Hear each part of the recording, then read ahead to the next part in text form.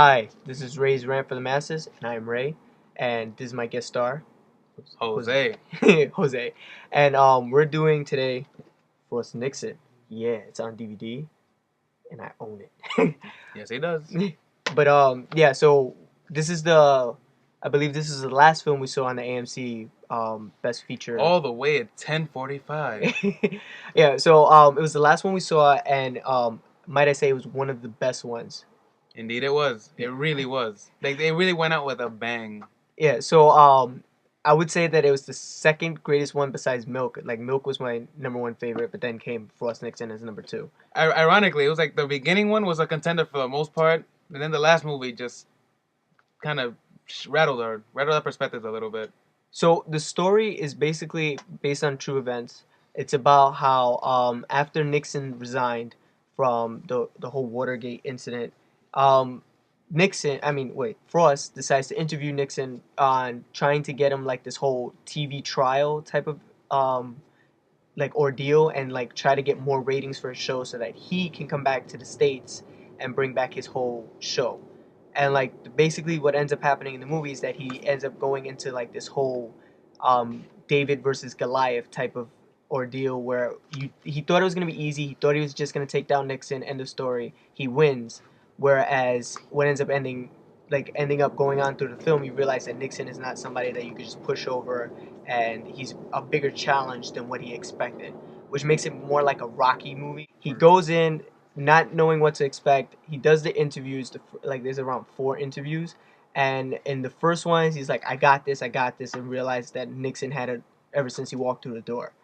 And Ron Howard did an excellent job on this film, especially casting the two stars of the Broadway show. I believe that they were on two different shows. No. The guy that played Nixon, he played Nixon in one spot, one place, and then the guy that played Frost, completely it was in London. Oh, okay. So I mean, they're doing the same play, but they're just in different places. Oh, okay. So that's basically what ended up happening. And Ron Howard saw the plays and did them like he casted them as the actual Frost and Nixon, and they actually had Frost, the real guy, help coach the guy who played Frost in the movie. I forgot his name. David Frost. No, the guy who played Frost was Oh, Michael Sheen. Yeah, there he you was. go. If you're not familiar with him, he's the guy from the Underworld trilogy, played the main werewolf. But brilliant. They did excellent jobs, and I'm actually surprised that Frank Langella did not win for best supporting, even though he should have. Actually, Frank Langella was actually nominated for best actor. He was nominated for best actor. Yeah, at one point I thought it was best supporting as well, but it's So then yeah. I retract my previous statement. Well, not entirely though. I mean, it's a rough one. It's a tough one. Yeah, between Sean Penn. between Sean Penn and Damn, it's really I'd have to flip a coin on that one. Yeah, because like Frank Langella becomes Nixon. There's no doubt that is Nixon. He did way better than Anthony Hopkins. Trust me. But go ahead, say what you thought of the movie. I loved the tension between the dialogue between Frost and Nixon. I mean, at first, the first couple of interviews, they sucked. They're supposed to suck, but they sucked beautifully.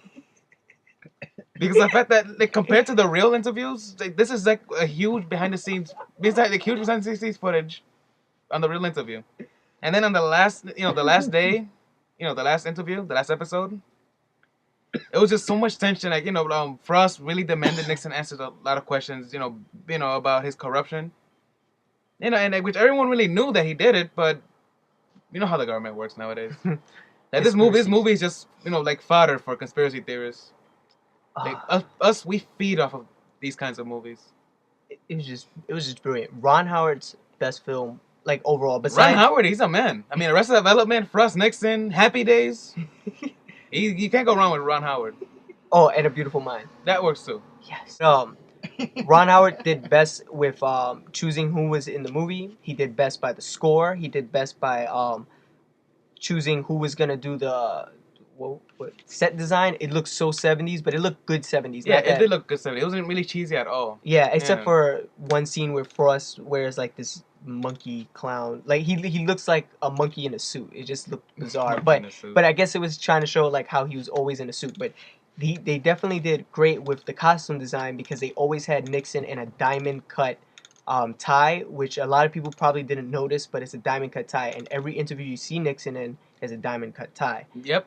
And I was then about to say that just now. yeah, and then with Frost, they had he had Blue, yeah, pinstripes pinstripes. Yeah. because he's famous for pinstripe suits. So it's like it was just really good. Like everything was on cue. The haircuts, the dialogue, it just everything worked. It completely worked.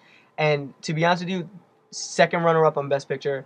I honestly don't think Slumdog should have won. Maybe Milk. Maybe Overrated. Overrated. Slumdog's overrated. this. But this one, it was well worth it. And I would say rent it, own it, love it. You will enjoy this movie. You can't go wrong with it. It's the thinking man's boxing match. They're going toe to toe, back and forth the entire film.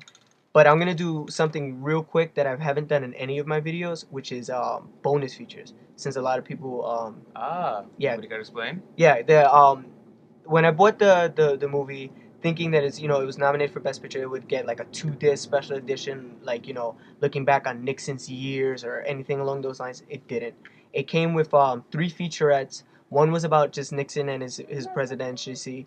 It came with another one about the making of the film, and there was one other one. Oh, the comparison to on straight to the comparison between the movie and the actual interview was the comparison. The only thing I was upset about is that it didn't have the actual interviews incorporated on the DVD. That would have been nice, actually. Yeah, Yeah. I wouldn't be surprised if like 3 years, 4 years from now they're gonna do like a box set with them in it. And But you're gonna have to sell this one. You'll be frustrated for a while. They're like, oh my god, I need to get this box set now. yeah, that's Yeah. exactly what's gonna happen. But they have a 2-disc special edition, and they have a regular edition of the actual interviews. It's 12 hours long, I believe.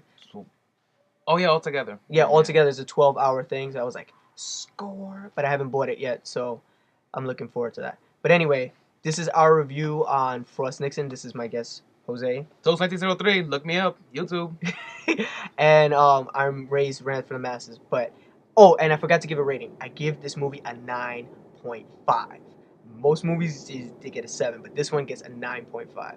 Just beautiful all around. Rent it, buy it. I don't care what you do. Just make sure you see this movie. Get it in your hands. All right, so Ray's Rants for the Masses. Rate, subscribe, comment. All right, bye.